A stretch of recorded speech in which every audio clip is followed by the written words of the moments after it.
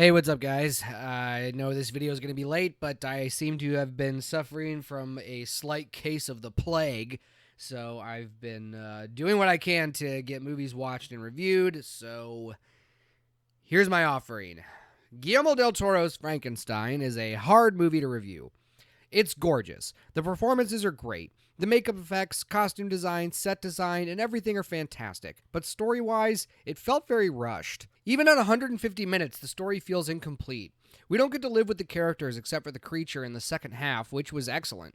Victor feels like he hasn't been fleshed out. The prologue about how he was raised could have been handled better. I would have liked to see more of a relationship with his mother and how he grew to be codependent on her, and the growing resentment for his otherwise absentee father. The schooling sessions all felt forced, and the motivation to cure death appears to come out of nowhere. Victor's arrogance also feels tacked on, like nothing really influenced him to be this. He just is.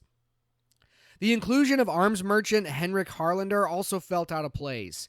He's an added character used to explain how Victor's able to finance his experiments. Wait.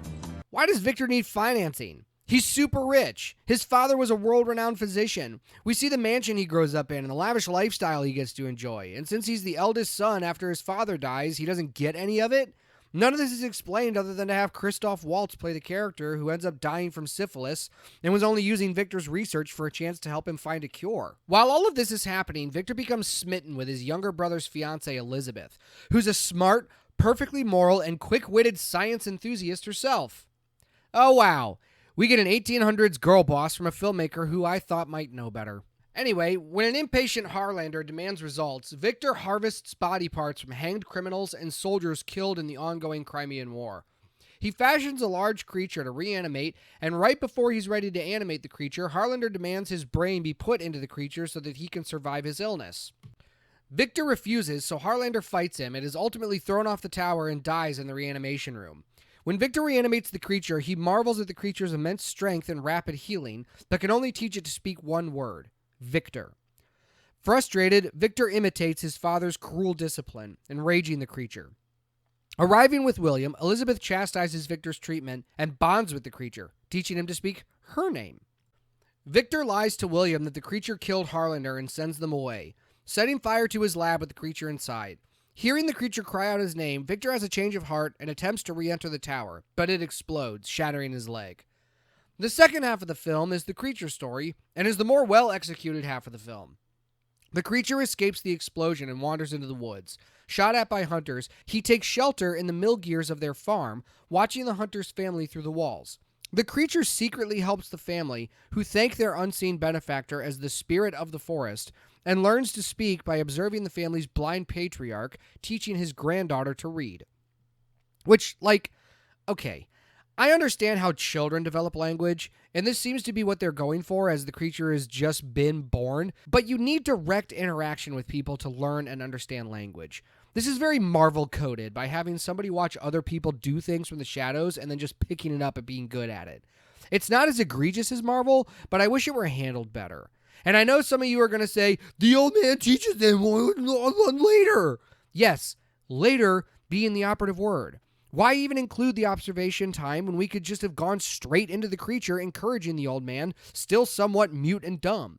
Struggling to remember his past, the creature journeys to the ruins of the laboratory and discovers the truth about his creation and the address to Victor's estate. He returns to the farm to find the blind man being attacked by wolves, fighting them off and comforting his dying friend before being driven away by the hunters. Realizing he cannot die and will spend eternity alone, the creature confronts Victor on the night of William and Elizabeth's wedding, demanding he create a companion. Victor refuses, professing his disgust and regret for his creation. Attacked by the creature, Victor attempts to shoot it, but Elizabeth embraces the creature and is shot instead.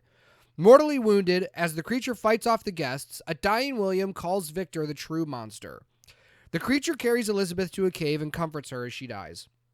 I know I left out that this story is being told in two parts, firstly by Victor and secondly by the creature as they're on board a merchant ship that's stuck in the ice somewhere in the Arctic and is somewhat relevant to the story, but it doesn't really have any significance to the plot, so sue me, just now you know. Overall, despite being a gorgeous movie that absolutely deserved to have a longer theatrical run, Guillermo del Toro's rendition of Frankenstein, frankly, didn't impress me that much. I didn't like any of the characters besides the creature. The plot seemed to just truck along and was carried by mostly the visuals.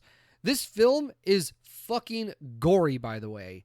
There are some shots that are super gnarly, which again was entertaining, but then brought right back down by Victor just being an arrogant dick, Elizabeth being a know-it-all morally righteous girl boss, and added characters that felt out of place. The acting was all good. I really liked Jacob Elordi's portrayal of the creature, and Oscar Isaac turned in a very solid performance as Victor.